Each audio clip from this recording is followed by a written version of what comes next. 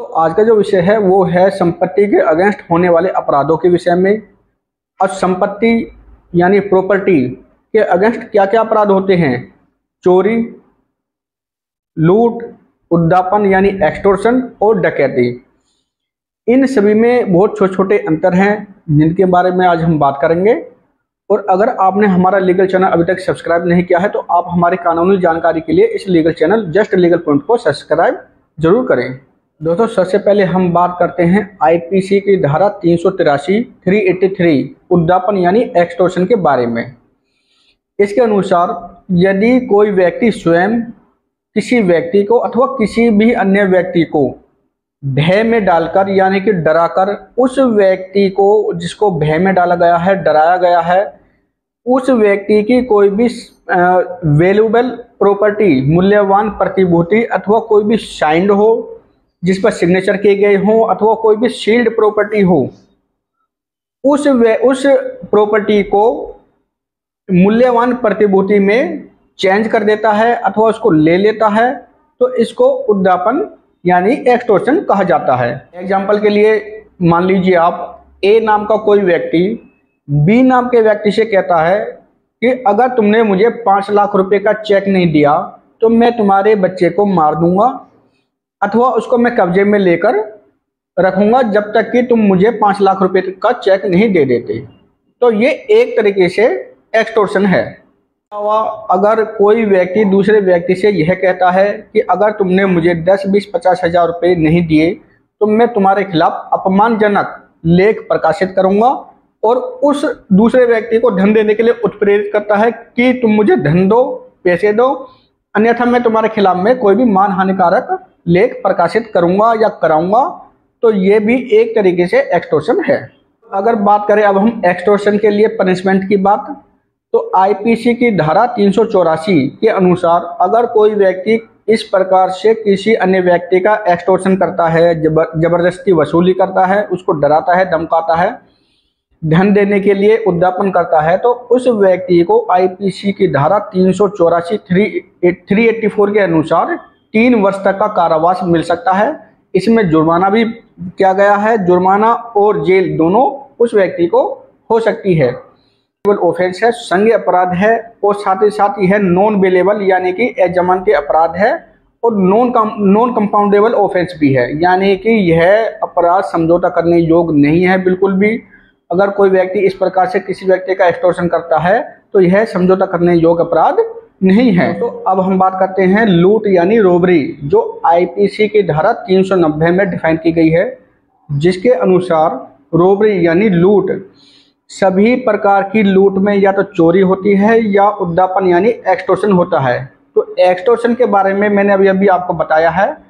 और अब हम बात करेंगे चोरी यानी थेफ्ट के बारे में, यानी चोरी, जो आईपीसी की धारा 378 378 में डिफाइन की गई है। इसके अनुसार अगर कोई भी व्यक्ति किसी अन्य व्यक्ति की कोई भी जंगम संपत्ति यानी मूवेबल प्रॉपर्टी को बेईमानी से लेने का आशय रखते हुए उस व्यक्ति के पोजीशन में से ऐसी प्रॉपर्टी को हटाता है तो चोरी कहा जाता है।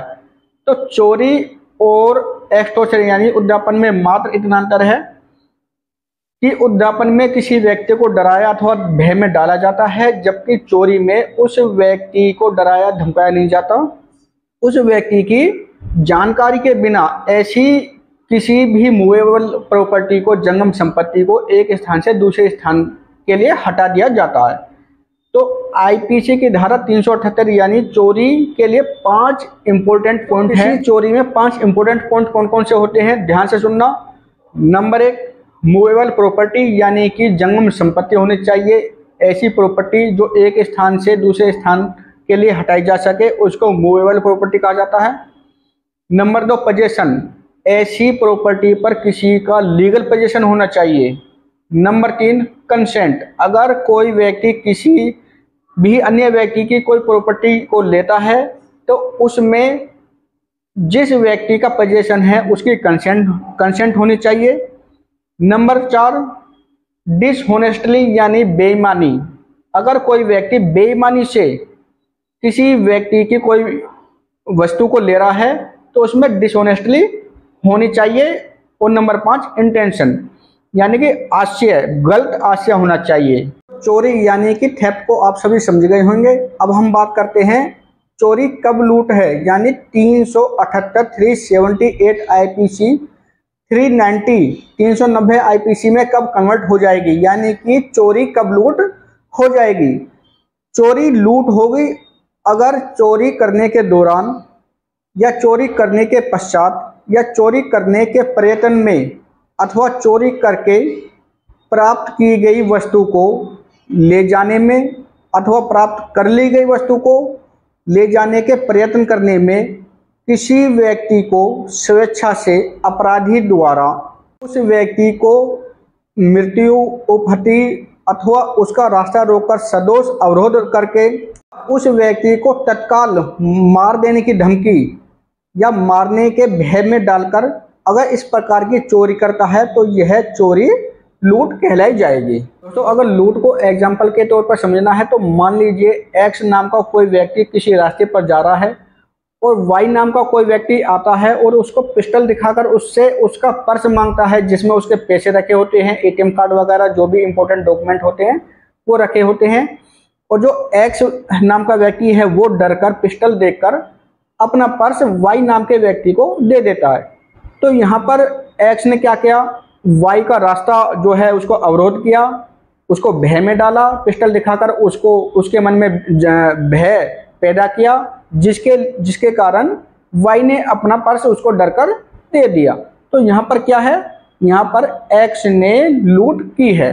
अगर लूट यानी कि रोबरी की पनिशमेंट के बारे में बात की जाए तो आईपीसी की धारा 392 के अनुसार अगर कोई व्यक्ति किसी भी प्रकार की लूट किसी भी व्यक्ति से करता है तो ऐसे व्यक्ति को कठिन कारावास जिसकी अवधि 10 वर्ष तक हो सकेगी से दंडित किया जाएगा। पनिशमेंट उसको 10 वर्ष तक की कारावास की सजा सुनाई जाएगी। और अगर ऐसी लूट सनसेट और सनराइज यानी कि सूर्य ढलने के बाद में, सूरज ढलने के बाद में और सूरज उगने के पहले यानी कि रात्रि के समय इस प्रकार की लूट की जाती है तो यह कारावास 14 वर्ष तक कठिन कारावास प्लस जुर्माना दोनों हो सकेगा।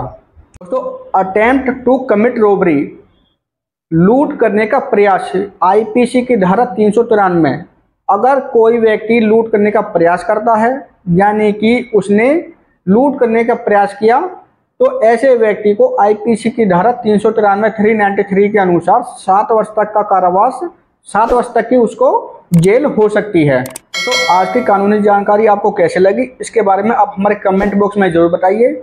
और ऐसी ही कानूनी जानकारी के लिए आप हमारे इस जस्ट लीगल पॉइंट चैनल को जरूर सब्सक्राइब करिए।